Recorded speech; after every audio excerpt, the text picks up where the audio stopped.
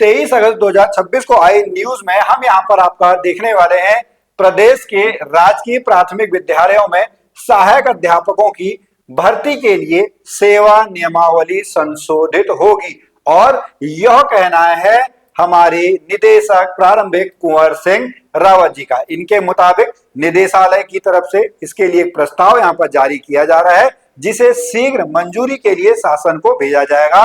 इससे विशेष शिक्षकों की भर्ती के लिए बनी दोहरी नीति फॉर्मूला जो है वो समाप्त होगी। तो हम यहाँ पर देखेंगे कि शिक्षकों की भर्ती पर एक बहुत बड़ा फैसला यहाँ पर होने वाला है।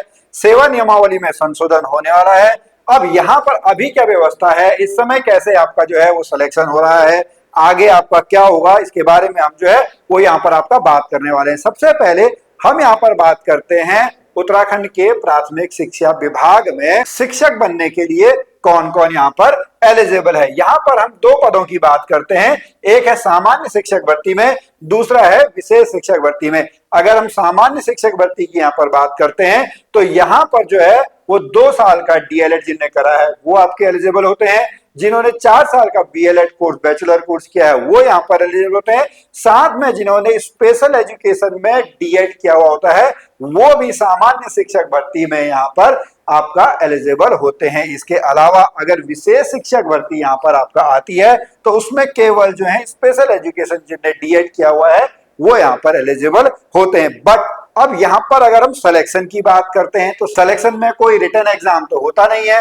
सिलेक्शन आपका केवल मेरिट बेस पे होता है। अगर हम बात करते हैं जो सामान्य शिक्षक भर्ती है उसमें आपका सिलेक्शन के लिए जो मेरिट बनती है वह बनती है उन्होंने जो आपका डिप्लोमा किया हुआ है उसका 60% और जो टीईटी एग्जाम निकाला हुआ है उसका 40% वेटेज होता है। लेकिन जो विशेष शिक्षक भर्ती यहाँ पर होती है उसमें आपका 10th 12th और ग्रेजुएशन के जो आपके मार्क्स हैं ये आपके वहां पर जुड़ते हैं। अब यहाँ पर जो है वो प्रॉब्लम यही है, वो प्रॉब्लम आपका क्या है भाई, अगर जो शिक्षक भर्ती है चाहे वो आपका डीएड स्पेशल एजुकेशन की अगर हम बात करेंगे तो उसके लिए सिलेक्शन के लिए 2 अलग अलग प्रोसेस हैं। यही तो वहां पर जो है वो न्यूज में आपका कहा जा रहा है कि जो ये दोहरी अलग अलग जो है खबर के अनुसार अलग अलग चरणों में अलग अलग मानदंडों के आधार पर मेरिट बनाई जा रही है। अगर हम इस न्यूज को यहाँ पर देखते हैं तो उस न्यूज में जो है वो आपका लिखा हुआ है, इस तरीके से अपनाया जा रहा है अलग अलग फॉर्मूला। इसका अगर आप स्क्रीनशॉट लेना चाहें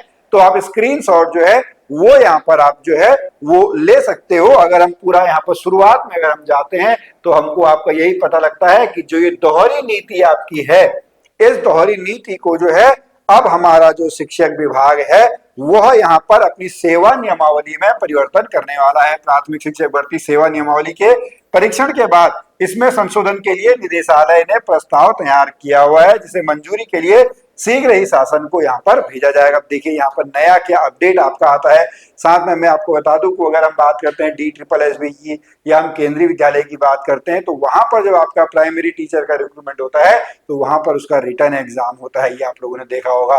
क्या ऐसा कुछ होने जा रहा है? हम बस केवल यहाँ पर जो है वो अनुमान लगा सकते हैं। भविष्य में क्या होने वाला है ये हम में से अभी तक किसी को भी नहीं पता है। आगे जो भी अपडेट आएगा उस अपडेट को हम आप लोगों के लिए यहाँ पर लेके आएंगे। लेकिन अगर आपको कोई यहाँ पर हेल्प चाहिए तो निश्चित तौर पर आप हमें कमेंट में बता सकते हैं। अगर आप इस समय डीएड के स्पेशल एजुकेशन में एडमिशन लेना चाहते हैं तो जो नंबर आपको यहाँ पर दिखाई दे रहे हैं उन नंबरों पर भी आप संपर्क कर सकते हैं।